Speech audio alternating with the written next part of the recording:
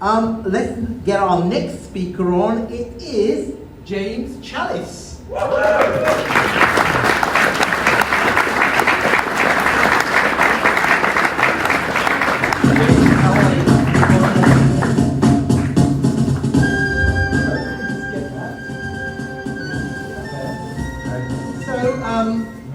James, I've known James again for many, many years. And one of James's almost personal catchphrases is failing to prepare is preparing to fail. Absolutely. Have you learned that the hard way?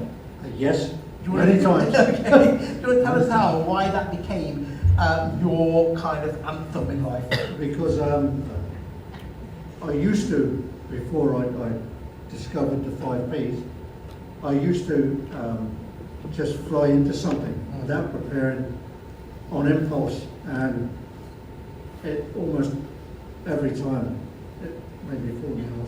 So I discovered the 5 Ps later on in MLM, and the 5 Ps are planning and preparation prevents poor performance. So that's what I do now. I've quite a few times in my life, not just in MLM, I've had to use that mantra to get things organised. Well, we were delighted when you volunteered because it gave me a chance to tell the audience that your past as a prison officer. Yep. Right? And as part of your prison service, you took part in the World Police and Fire Games. That's right, yeah. And in that, you've won 1 bronze and 6 silvers. 6 silvers. Yeah. And you've been doing that for many, many years. Yeah, In 1999, you only missed 1 or 2. I've missed a few. Yeah.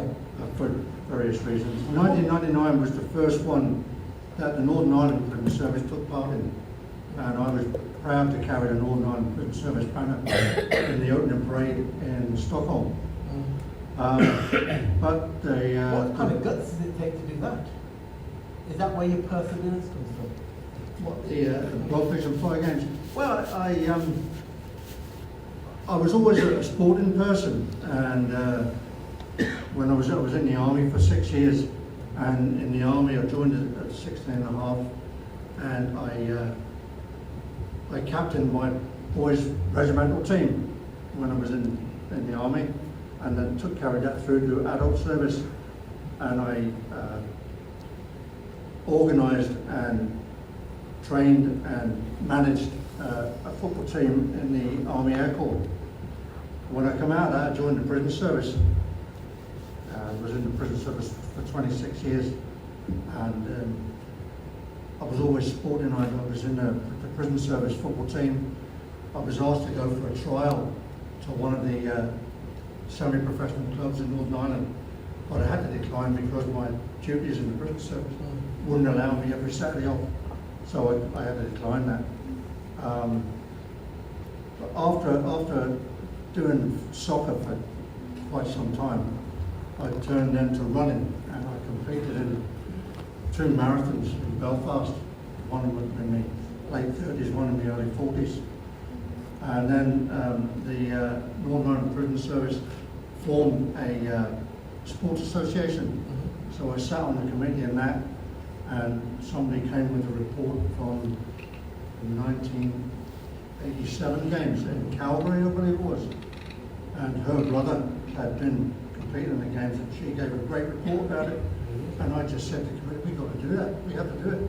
So we formed a team of people to go out and do it, and we went to Stockholm with 8 prison officers in Stockholm. And the World Police and Fire Games is a competition that's second in size only to the Olympics. Yeah. And there's over 10,000 athletes take part in it. So we went there with 8 to our first games in Stockholm, and everyone except for me came back with medals, you know, gold, silvers and bronzes. Everyone else came back, I didn't, you know. So the next one was in Indianapolis, and because of the report that we put out, us 8 brought back, and the notes we'd taken and the photographs we'd taken, we went to Indianapolis with a team of 26. Yeah. I didn't win any medals then, but we came back with a haul of gold medals. Well done. My first medal I got when I was in Adelaide in 2007. I was taking part in an event called the TCA, which is the toughest competitor alive. I got a bronze medal in that. Sorry, you got a bronze medal for the toughest competitor alive. Yeah. You have to remember now, I have to put a caveat on that. It's all weight, all age group and weight group, you know. Yeah. I mean, I wasn't competing against 18-year-olds, Yeah. you know. There's no way. Yeah. So I got a bronze medal in that in my age group. And then my best time in the games was in 2013 when the games, Belfast actually hosted the games, and they asked me to put on the TCA. All right. The TCA is a very complicated event. It consists of 8 elements, and you compete in it the whole day. And if I can remember what the elements are, it's a 5K run, shot put, 100-meter sprint, 100-meter swim, rope climb, bench press, bench press, chin-ups, and then an obstacle course during the day. So I had to put that on, but the night before the event took place, everything was all set, everything was ready to go. The athletes had to be briefed, and I was supposed to say a little bit. I had 2 assistant coordinators who were supposed to say their bit, and the director of the actual sport from the World Prison Fire Games Federation. He was supposed to be there to give his bit. None of them turned up. You did it. So I did it. I had to do it, stand in front of over 300 people, an international audience, and for 45 minutes had to explain the event, safety, the rules for all the events, the transport system and all. Oh, you've clearly had a long and varied career. You have a rhino on your tie. I can't help but notice. Yeah. You've got a hell of a horn on it. Can you tell me, is that a kind of a rhino mentality to keep on going? Yeah, absolutely. Is that why? I'm a great favour of rhinocerology. I like that. Okay, good. That's good. Just And keep ploughing through. On that front, you've also had a successful career in network marketing. I've Yeah. known you in previous businesses. That's right, yeah. What I want you to do now is to try and capture everything you've done, turn it into VivaMK advice, and talk us through some of how we can get through some of those obstacles based on what you've learned in your long career. Right. The only thing I'd say that the first thing is, like Winston Churchill said during the Second World War, never ever quit. The only time you fail is when you quit. It's impossible to fail in the business, and everyone that here knows it's impossible to fail unless you quit. So never ever quit. Be persistent, be consistent. If you're going to pick a catalog up on a Friday and it's pouring with rain or it's snowing or there's a wind and hail blowing, go out and pick that catalog up still.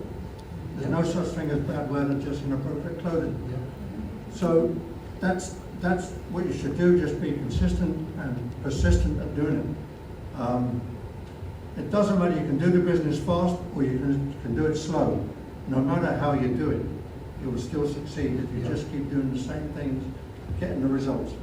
And just be Good how you persistent. do in the business. What I want you to quickly do, because I'm wary of time, is that you're an author also, Mhm. and you've actually written a history book. Yeah. I was always told the worst book anybody could try and write a history book. You've done it. Just quickly explain to people what your book is. Right, it's the history of the Northern Prison Service, 1920 to 1990. It's not an anecdotal history, it's a factual history because I wasn't allowed to write anecdotes, as you can probably understand why. But when I set out to write the book, I told a lot of my colleagues that I'm going to write a book about it.